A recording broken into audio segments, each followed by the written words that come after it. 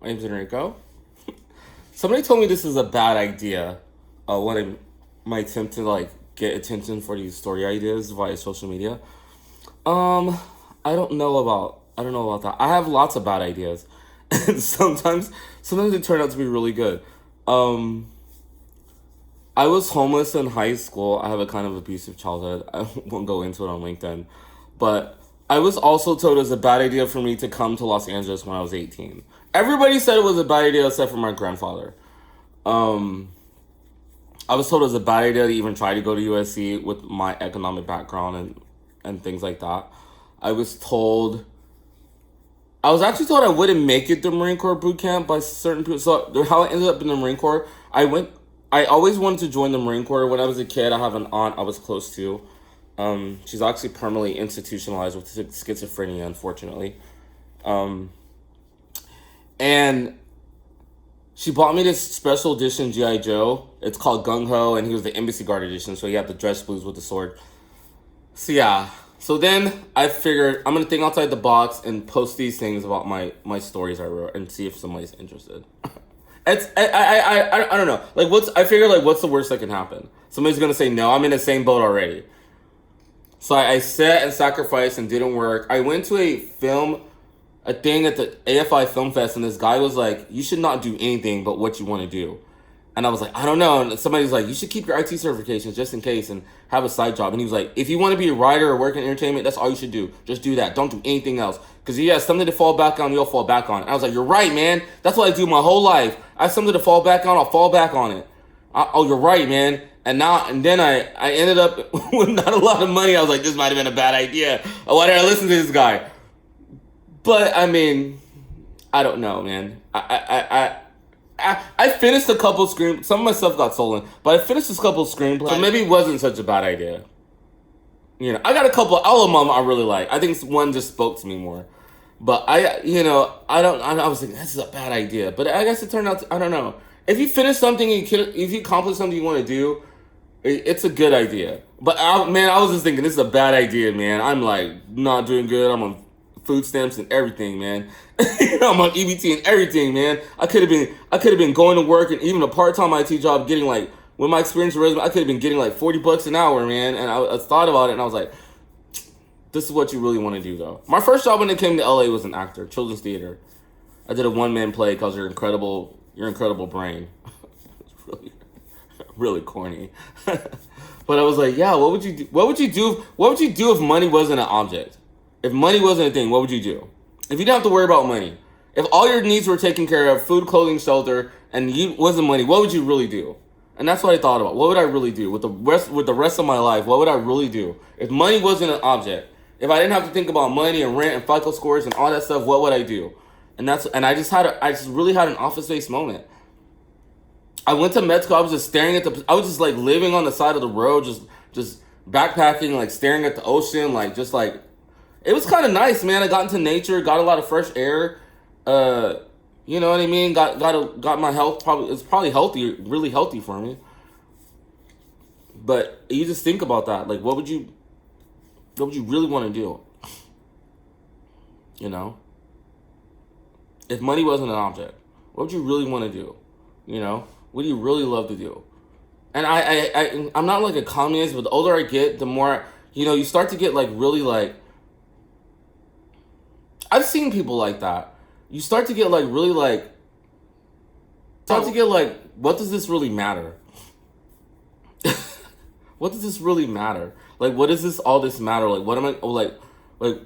I think everybody wants to leave a bunch of money or property to their kids or something institution they like or hospital or something. But like, what is it? What do you really love to do? Like, what does it really matter? Like, what does it really matter, man? What do you really love to do, man? Because life is short. And if you've been near death or have near death experience, you're just like life is really short. What would you really want to do if like none of this matter? What would you really want to do? You know, what would you really want to do? Would you want to act? I acted in one man. I got minimum wage, man, acting in that play. But I was like fun. You know, I liked it. You know, what do you really want to do? I didn't call in sick. You didn't call in sick because I didn't feel like going. I think everybody's been here ever calling sick because you didn't feel like going to work. Every working class person's been there. I call and say, what happened? I just didn't want to go to work. And the job doesn't speak to me, you know? But what would you want to do? Like, you know, what would you really want to do? You ever see somebody playing their guitar or something on the street for change? You're like, that person like is passionate about their instrument. You know what I mean? You know, I had a friend growing up that Jeremiah Phillips. He said he just wants to play his horn. He's a trumpet player. He just wants to play his horn for a living. That's all he wants, man. He joined the army band, and he has a bachelor's degree. He didn't want to be an officer. He's like, I don't want to be an officer because I don't want to do any paperwork. He's like, I don't want to do any paperwork. He goes, I just want to play my instrument for a living. I don't care about the money or anything. He's like, that's all I want to do. He's like, I just want to play my instrument for a living. He's like, and he's a good trumpet player. And, you know, and a lot of times it's hard to monetize these creative things, you know. And he's like, that's all I want to do. And I was like, man, that's all I want to do. I like to just like, I'm probably not a very good actor, and I will definitely say that. I probably need more training. Anything is very, but I think I'm a decent writer. Not doing it for a while is very hard. Getting back into that mode where you're just like, I've been writing IT emails and stuff like that, and all of a sudden I gotta write something again. It's really difficult. You gotta switch that part of your brain on again. But I don't know. I loved it. I thought about when I was a kid writing poetry. You know, then times were bad when my mom was going through her weird abusive phases. I was like, I remember just writing poetry. You know, that teenage poetry that's not like very artistic, but you know, writing poetry, you know. I think I wanted to be like DJ Quick or Ice-T, but my teacher was like, this is really good poetry, Enrico. I was like, poetry? I'm trying to be DJ Quick, fool. But he's like, it's really good poetry, Enrico. I wrote a narrative poem that she took a shine to, my 8th grade English teacher. But she actually said it made her cry. I don't know if that's true, Miss Schlabach. She said I wrote a poem that made her cry. I don't know if that's true. It's called Santa Claus is Dead, and it was a narrative poem, and in the last stanza, so there's a narrative poem about a little girl, and she's talking about how Santa Claus is dead, and nobody's going to get presents anymore at any Christmas ever again. And then the last stanza, you find out it's like her dad died, and she can't cope with the trauma. So instead of like imagining in her mind that, hey, my dad died, and I'm not going to get I'm not going to get presents this Christmas, he's not going to dress up like Santa, she imagined that Santa Claus is dead, so no kid is going to get any Christmas presents. There's no Santa Claus ever again. You know, it's a way to keep with the trauma. You know, because trauma is like, it's not just me that lost Santa Claus. Not everybody lost Santa Claus. It's a way, so she's, you know, last Santa. And she's like, oh, my teacher was like, oh, it made me cry. And I was like, why? She's like, she said her dad died during the holiday season, during December, when she was a kid. Miss Slovak kind of was like, you know, sometimes I was like, are you lying? Is this, you know, this old white lady trying to save the black Negro kid with some Dangerous Minds thing, but she said it. She was like, no, and she really took an interest in it. She got it published and got me go to this writing conference. She drove me to this writing conference across the state. When I was a kid, I was really like dismissive of it, like, this old white lady, I want to leave me alone, man. And then, but as an adult, I realized public school teachers don't make a lot of money. So for her to do that, she drove from one side of the state all the way to Oklahoma State to take me to this college writing conference when I was in 8th grade on the weekend. You know, and then I realized it. It's like, now as I get older, it's like, that's a really big sacrifice. That's a really big sacrifice that she did that. Because, you know, it's not a lot of money. That's gas money. The school wasn't paying for it. You know, it's a big sacrifice, man. This weekend. She got a week, you know, she got to deal with kids all day. They ain't hers. And on the weekend, she dealing with another kid. You know, she did it out the kindness of her heart. When I was a kid, I was just like, man, this leave me alone, man. You know, I want to go play with my friends or do whatever. I was just like, man. But yeah, she was. But yeah, I like that. I like that writing. It's a good escape, man. It's a good way to make sense of things. It's a good way to organize things. It's a good way to get out of your head. It's a good way to get out of your space. It's a good way to like connect with people. You know. It's a good way to connect with. I think I wrote one poem, Santa Claus is Dead. What's the other one I got poems? I would call Always Illegal. The other one was about somebody selling dope, man. Which was probably shocking. It was like always. It's about people selling dope and boosters selling stuff on the corner. It's about people doing illegal stuff in the neighborhood, man. Anybody in the neighborhood, anybody from a poor neighborhood know about the boosters, man.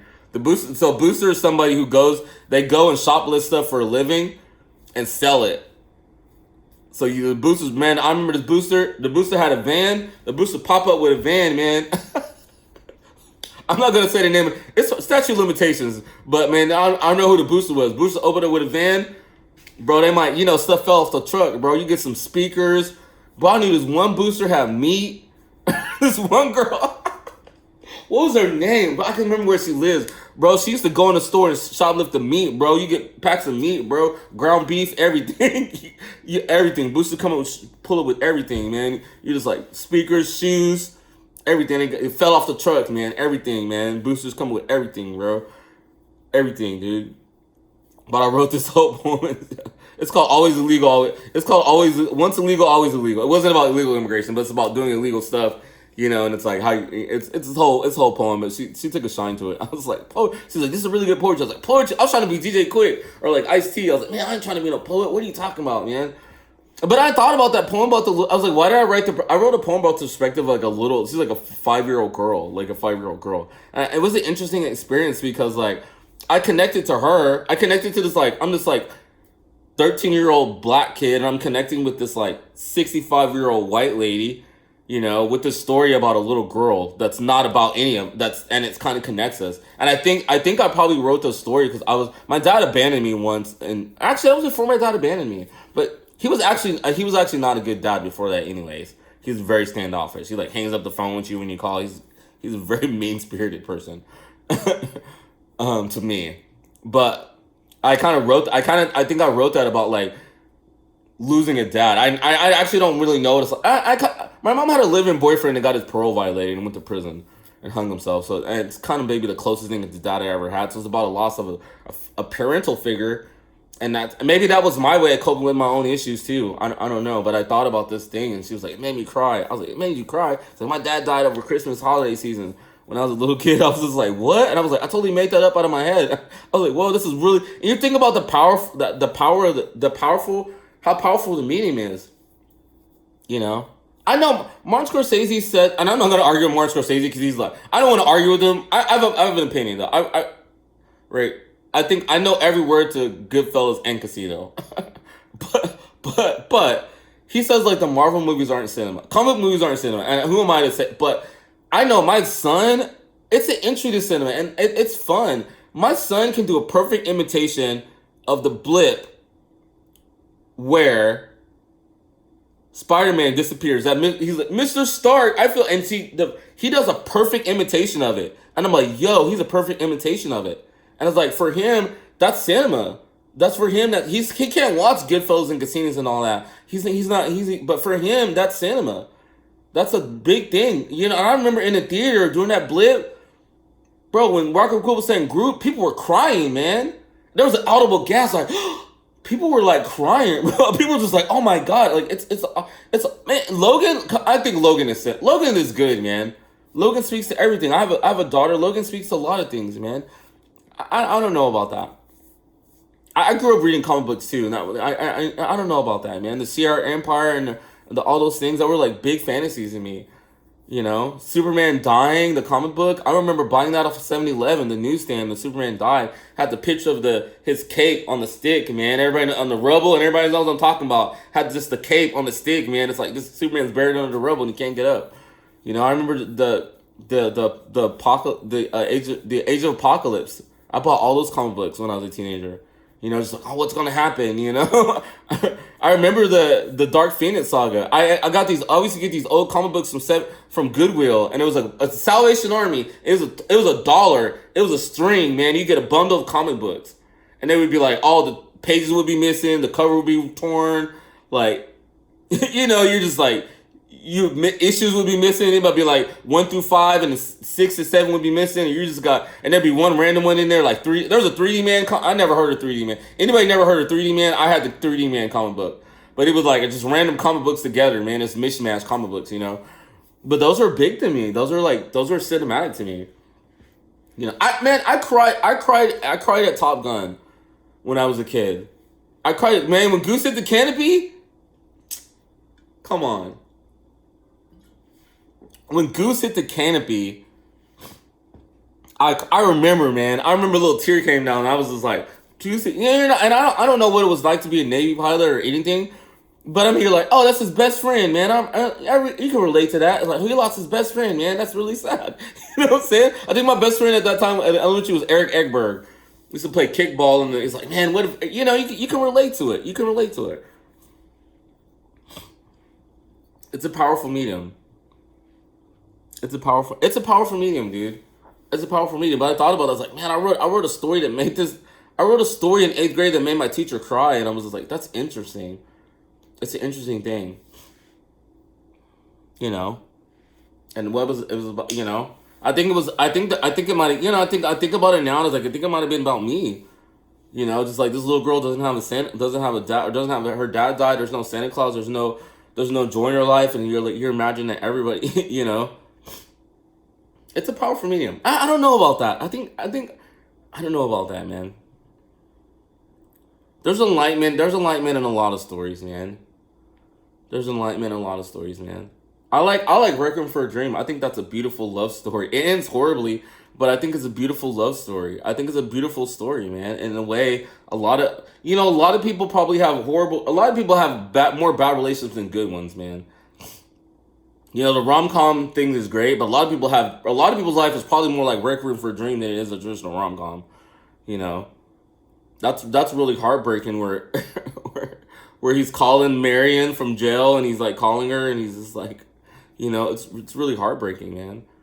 You know, it's really heartbreaking. Marion, I'm here. I love that. You know, My So-Called Life. One of my good friends growing up was a Hispanic girl, and we loved Most Like. She was like, "Hey, you gotta watch the show." We used to watch Most Like Our Life all the time. That show is still relevant. That show with the LGBTQ teen and the homelessness and the breakdown of the American family and the gender roles, the mom being the breadwinner. That show is still relevant.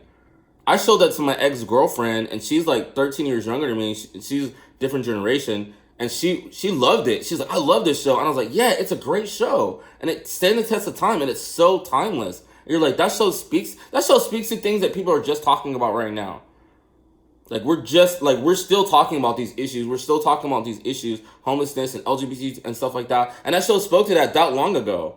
In the 90s, like that's a brilliant show. That's a brilliant show. But I remember, like, you can be more different, but we both can relate over this show. You're like, oh, this teen angst, your parents don't understand you, and this is that, and your parents don't get along together. There's an episode where he thinks your parents are gonna get divorced, and you have this one friend that's his parents aren't the same, and you know, it's very you got Rianne, who's the drug addict, alcoholic. You're just like, everybody has that drunk person at the party. You're like, this person likes to drink too much. Don't give them, you know what's gonna happen to them. They're gonna drink too much.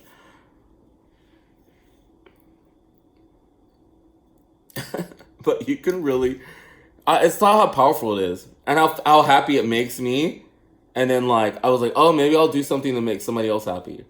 You know, even the tragic stories make me happy. You know, and I thought about that. It's like, I participated in, like, I was never like a bully or anything, but I know some people that used to do some things they weren't supposed to do, and you know, I participated in a war, which I think Afghanistan was a just war and Iraq was not a just war.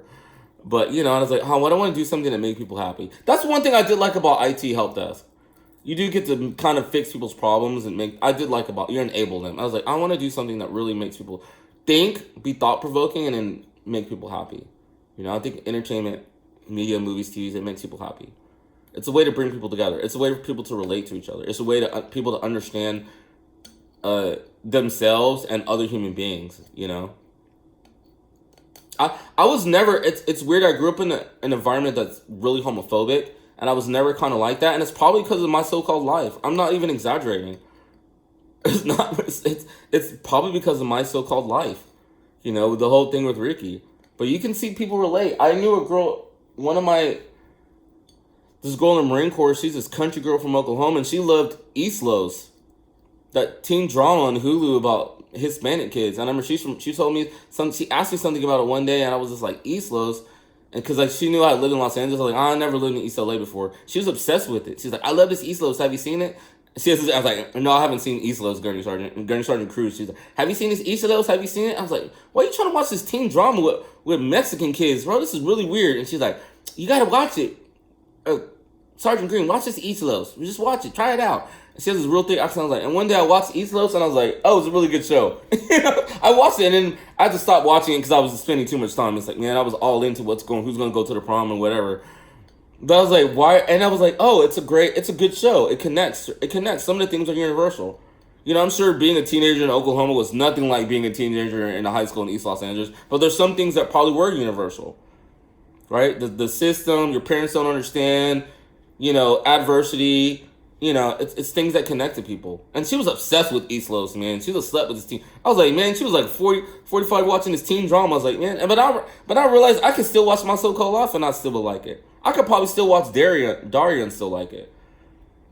There's a lot of things I could still watch and still like it. I still like comic book movies. I still love it. It's good. The narrative's good. It speaks to a lot of things. It speaks to a lot of things about what we want to be too. I think everybody kind of wants to be a hero. Some people might want to be a villain, but I think a lot of people want to be a hero. A lot of people really want to be. I think a lot of people want to be a hero. A lot of people have things in the world they don't change. A lot of people feel there's like they don't have enough power and control of their lives. I think that's why the superhero genre is like so enduring, because it's like a lot of people wish they could be that. A lot of people wish they can just like take control. I wish I could just like do something. A lot of people wish they could do that. Yeah, a lot of people wish that. I realized my son's like, my kid was like, dude, perfect imitation of Spider-Man. I was like, this guy's, I remember my ex's nephew, this guy thought he was a Ninja Turtle.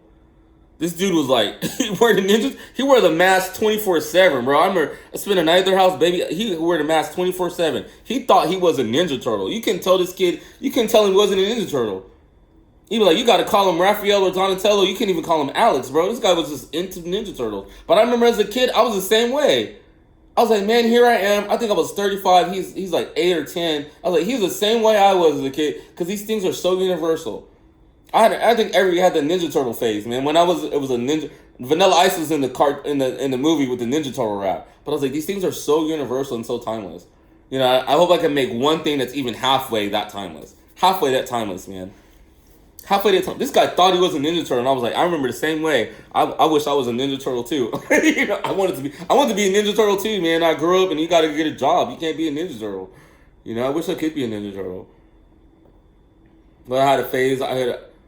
And then having kids too, you see them like, my daughter wanted to be Justin. She had a Justin Bieber phase. She doesn't admit that. She had a Lady Gaga phase. She thought she was Lady Gaga. That was intense, man, because she was always dressing weird. I gotta go out, she's dressing all weird and stuff. It's like, man, you can't. I was like, she thought she was Lady Gaga. She had a big Lady Gaga phase. She had a Michael Jackson phase where she wore the glove. She had a Michael Jackson phase. You see it and you're just like, here you go, man. This you trying to be Lady Gaga, man. I had a friend growing up that he wanted to be 50 Cent, man. He had a music studio phase. He come over to the house.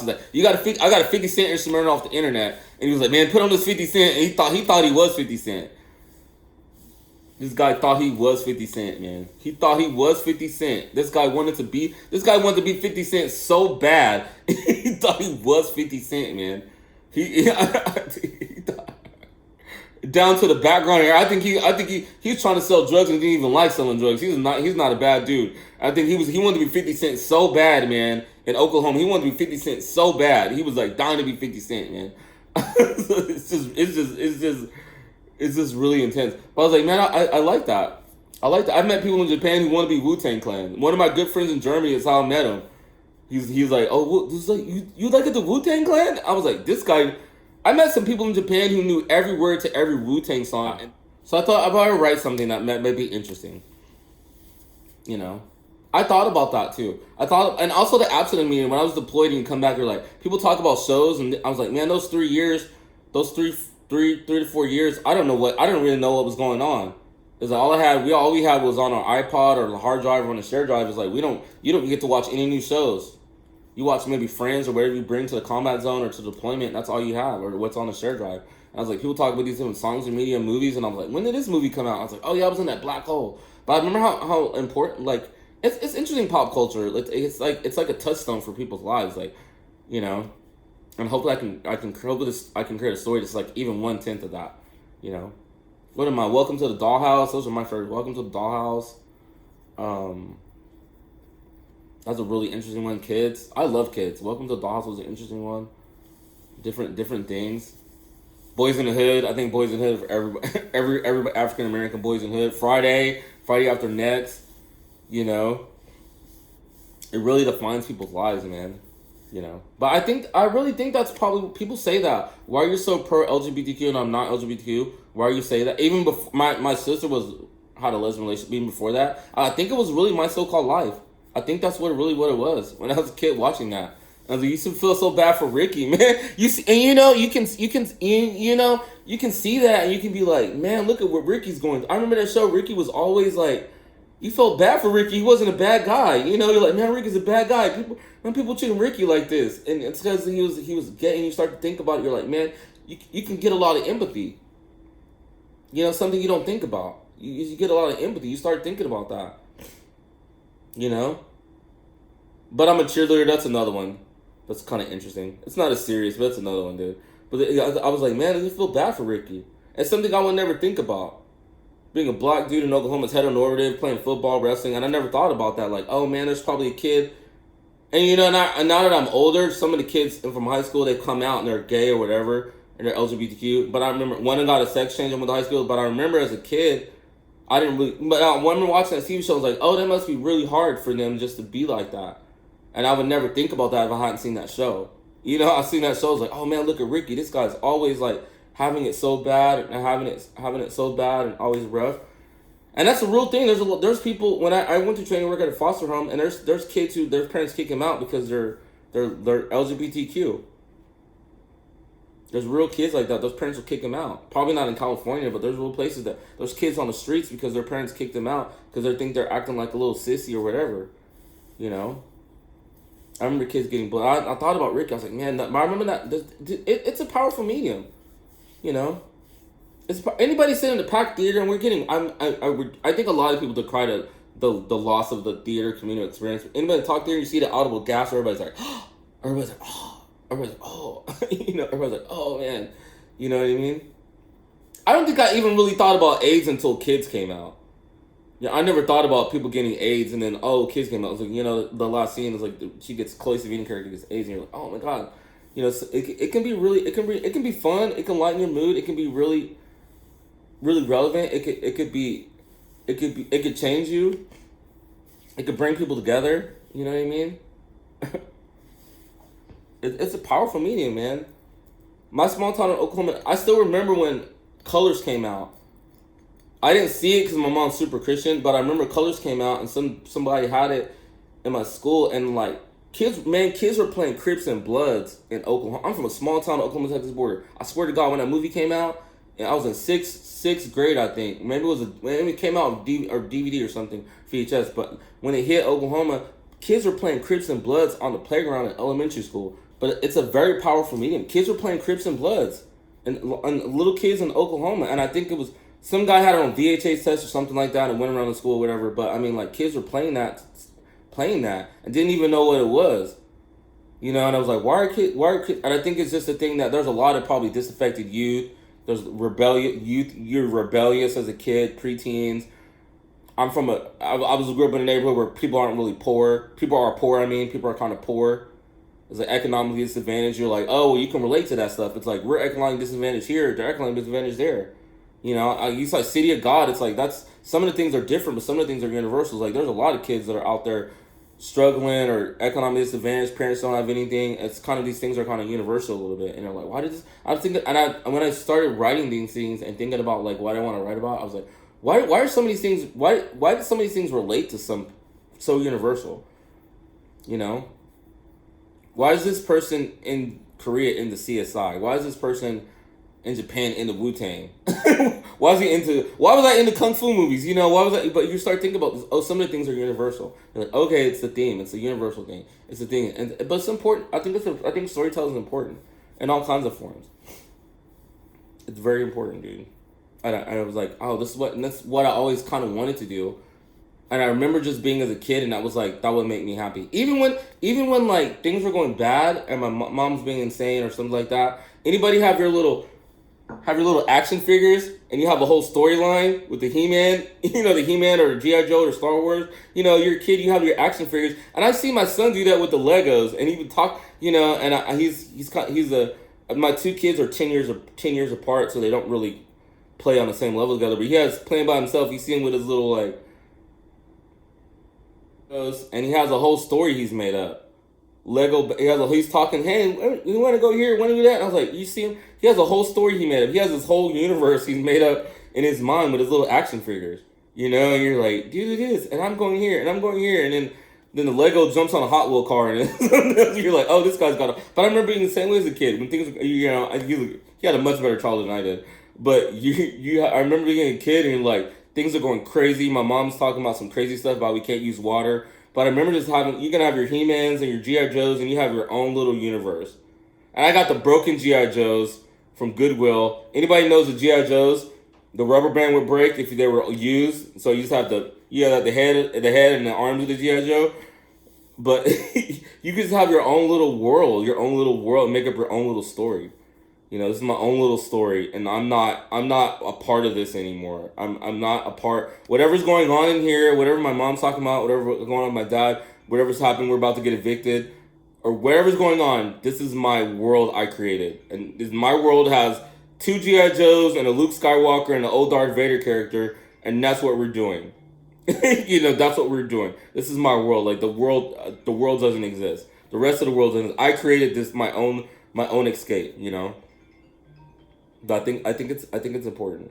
You know, I never noticed that until you travel a lot and you see the way people connect over different types of media. You know, different types of media and different types of thing. And I never really thought about that until I traveled for these jobs, and you're like, oh man, people are really into that. Like, you know what I mean? People are really into that. You know, you see people turn out for like conventions and stuff like that, and like I think people are more into that than their own jobs, man. People love Star Wars more than their own jobs, man. More than their own life, man. My ex-girlfriend, she got mad because I went to see Star Wars by myself, and I was like, because she's from a different generation. She's 13 years younger. She's a big Harry Potter. That's her fandom, Harry Potter, right? And like, you know, she wants to go see Star Wars, but she asks all these questions, and she wants to go see Star Wars and the Zack Snyder verse. And I was like, I want to go by myself. And she would get mad. It's like, dude, I'm not cheating. I want to go by myself because you ask so many questions and you don't get it. And I was like, man, we saw one Star Wars, and I was like, I was like, you're going to sit down and watch every Star Wars before I ever go to another movie with you, because I don't want you to ask any questions about anything. You're about to learn everything about Luke Skywalker from the time he was born to the time he was everything. I was like, watch all of them before we ever go see another one. And she sat down and watched them. I was like, good, because I was like, you talking to Star Wars, we're about to fight. I was getting mad. I was like, don't ask any questions. Get on Wikipedia or ask me after we're done. Same thing with the Batman versus Superman. We saw the Chinese theater. She doesn't get the Flash nightmare sequence. I was like, you know, and I was like, man, look, Flash. You know, you didn't know that one. You didn't know the whole scenario, but I was like, Flash has the cosmic treadmill. And he goes through time, and I think, and then in the movie they cut it out, but I was like, time, he goes through, he's so fast he can go through time and all this stuff. And she's asking questions, I was like, oh my god, you gotta shut up. She's getting mad. I know she's like, what's happening? What's Flash doing? Why is he in his dream? And I was like, oh my god, if you don't shut up right now, I would get so mad. I was like, I want to go to the movie by myself. It's like, why? Because you gotta stop talking. I was like, you don't know anything. It's like, you gotta stop talking, you know? I've been waiting to see it since I was 12 years old. I've been waiting to see Iron Man since I was 12 years old. Don't talk to me. I've been waiting to see Avengers. Other things like, don't talk to me. What's this going on? What's this Thor? I was like, man, Thor's from a nose. I was like, man, if you don't, and I was like, I want to go by myself. She getting mad. I was like, I want to go by myself. It's like, why? Because you're just talking, and this is my fandom, and I don't want you to, don't talk to me. don't talk any questions because I'm going to miss it. I'm going to miss it, and I'm going to be mad later, you know? She doesn't know that Flash can go so fast he can go through time. Can you imagine that? She doesn't know about the cosmic treadmill. You know, like, but you know, same thing with Harry Potter. She's into Harry Potter, and I was like, I only know, I've seen the movies, but I didn't read the whole book. She grew up reading the books, and I was like, okay, the same thing, you know. I just don't talk during the movie. I just won't ask any questions. I'll wait till after the movie, and I'll ask her. I'll look it up online. Like, oh, what was that about? It's like, okay, now I see this. What are Muggles about? Okay, now I see the whole history of the Muggles. But she was just talking. I was like, oh, what's this? What's Luke Skywalker doing? What's this? Why is he doing this? What happened? I was like, you don't know what a Sith is? I was like, oh my god, dude. I was like, we ain't doing this right now. I was like, we ain't doing this right now. I was like, look, there's a good side and there's a bad side of the force. I was like, and then I was like, man, we ain't talking about this right now. But I remember talking. I was like, man, these things are important to me. They're important to people. They're important to people. I don't know. People are talking about the death of the entertainment industry and like the rise of home media and Netflix and I don't know. I think it's still important. I don't know, man. I think it's still important. I remember taking my daughter to see the opening day of like the Tim Burton Alice in Wonderland, there's a line around the building at the Irvine Inspection Center, and people dressed up. I remember taking her seeing the second Iron Man at the same place, the Irvine Inspection Center. There's a line around. There's people dressed up like Iron Man. You know, I think it's important. I think it's important to people. I think it's a kind of cinema. I'm gonna. Anyways, this is my. I didn't write this down. I'm impromptu, improvisation, but. Yeah, I just wanted to do that, and I remember like what made me happy as a kid, and what, and maybe I'll write something, and the Vista is very adult, but maybe it'll connect to someone, maybe it'll connect to someone, maybe it'll connect to someone. I liked cop drama as a kid too, before Black Lives Matter, no, but it's like the cop drama was a kid too, man. I like the cop drama. There's always the buddy. There's always the wild card. There's always, you have the dynamic where there's two different sexes and there's like that romantic tension. You can flip it out like what's the one? Cagney and Lacey, where there's two females. There's a lot you can do with that. There's a lot you can do with the cop drama. A lot of it, man. It's an interesting genre. It's an interesting genre. There's always that. I did research for this and I found out that most cops don't go around with partners like that. That's kind of like a thing in the past. Because of budget cutting and policing, if you have one person per car, they can patrol more area. LA is like kind of an exception, but like most big cities went to one person per car. They patrol by themselves. So the whole partner thing that's in TV is like kind of not the norm. That's not the norm. You have a partner, but they don't go out together. They kind of patrol by themselves. I did that in my research, but I mean, I love that the whole partner. That's always the best thing about a cop drama. It's like the partner. One's a little bit different. One's like this. They got the kind of odd couple dynamic. It's always good, man. NYPD Blue, you got the whole like dynamic. One's like short and squat, and one's tall and handsome. One's just a normal working class. You got the whole. It's a whole fucking thing. The Other Guys is a great spoof of it. It's like a great thing. I always love the wild card. Like there's one cop, he's the wild card, man. He doesn't play by the rules. He is.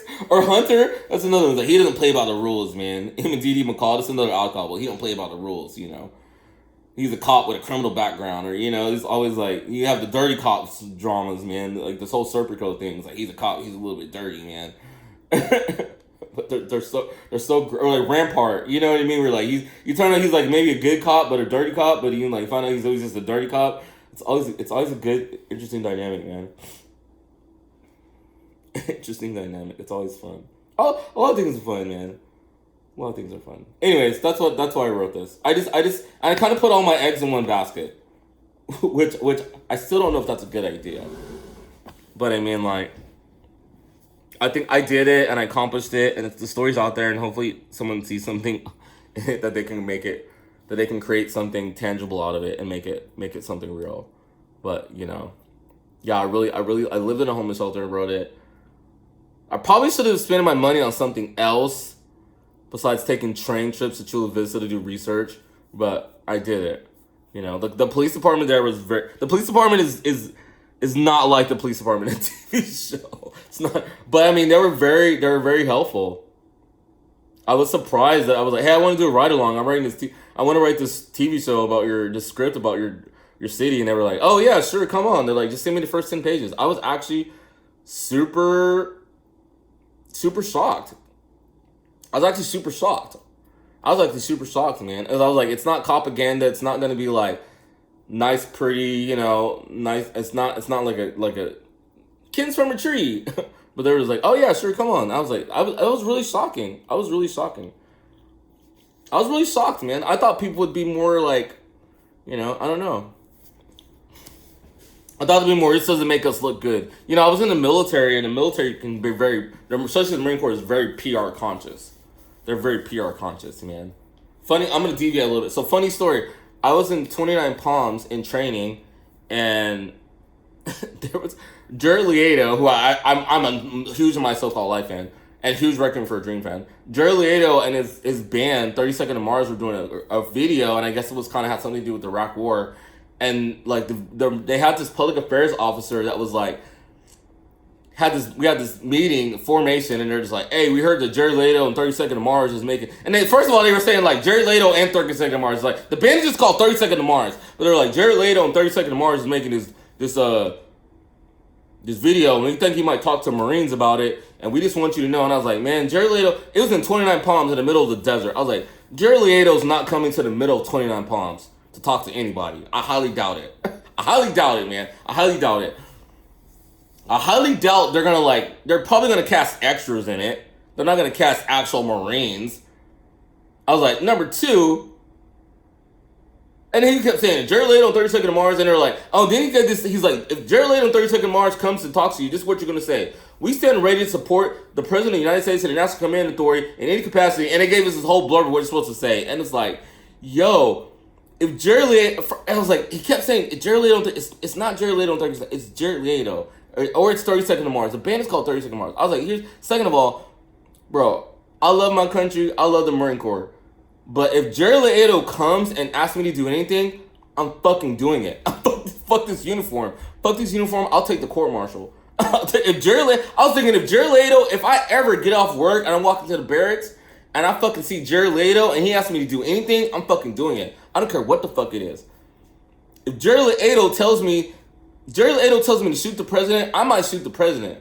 Bro, I'm gonna accuse my so-called life. And fucking, if Jared Leto, Claire Danes, anybody from my so-called life, any other cast tells me to do anything, I'm following them. I'm following their lead. I'm taking this uniform out. Jared Leto could right now tell me to get butt naked and take this rifle and throw it in the river, and I would do it. I was like, man, Jared Leto. I was like, Jared Leto's looking for people. I was like, man, I'm all about that, man. I'm all about that. I'm all about that, man. In the middle of a war, I will desert, man. You can put me in Fort Leavenworth after I talk to Jared Leto. But they were so image conscious. It's like, don't be saying anything. I was like, man, do you really think you really think 30 Seconds to Mars is gonna come to 29 Palms and trying to find some Marines in the middle of the dusty ass fucking desert? I was like, y'all are fucking crazy. And here's what's even crazier. That means somebody in the United States government, at the Department of Defense or the Marine Corps or some public affairs or intel is tracking 30 Seconds to Mars. So think about what that means. That means somebody in the U.S. government is tracking pop culture and paying attention to Jared Leto. Like he's a threat to So this is during the War on Terror, right? This is before they caught Osama bin Laden.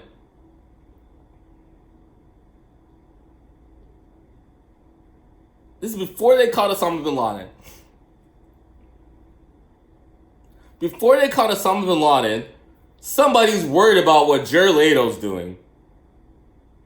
In the Department of... then I was like, this is weird. But it's spin, right? It's public affairs. Public affairs. You know, it's all volunteer military. I was like, man, I don't... Somebody in the U.S. government is actually tracking what 30 Seconds to Mars is making. Somebody in the U.S. government in an official capacity, not in their free time, is actually tracking what 30 Seconds to Mars and Jared Leto are doing. That's the surrealist realization I had in the middle. That's a weird surreal realization. I was like, yo, somebody's actually paying attention to what 30 Seconds to Mars is doing? Somebody's paying attention to Jared Leto in the United States government? Then I was like, I kind of want that job because I like Jared Leto. I was like, oh, I kind of want that job. That's a really cool job. Like, who has a job where you track celebrities and see if they're like pro-America or anti-America? That's the job I want. That's the job I wish I got in the military. So I'd have been all about following Jared Leto. I would be running in what I'd be all over Jared Leto. That's a real thing. That's a real thing of how powerful the medium of storytelling is. That the United States Department of Defense is worried about what 30 Seconds to Mars and Jared Leto are gonna make about the Iraq War. That's how powerful narrative storytelling is. It's that powerful. That they think it's gonna like turn the public against the war, or like, I don't know what they thought it was gonna make kids not enlist, or I don't know what the rationale behind it was. You know, that's a real thing. That's a real thing. They're really worried about. Really worried about Jerry. They're really worried about that. They're really worried about what 30 Seconds to Mars is saying. That's how powerful the medium of storytelling is. They're really worried about that. They're really worried about that. It's gonna influence hearts and minds, you know, more than the presidential briefing, more than the government news apparatus, more than the White House news briefings. That's what they think, and they think that like kids are gonna, and they're probably right, because you know they're probably right. But I mean, that's how powerful the storytelling is. You know, you could really I guess you could really shape things. You know, you could really make people think. You know, I guess they thought Jared Leto was gonna really make people be anti war, anti American, anti Iraq war.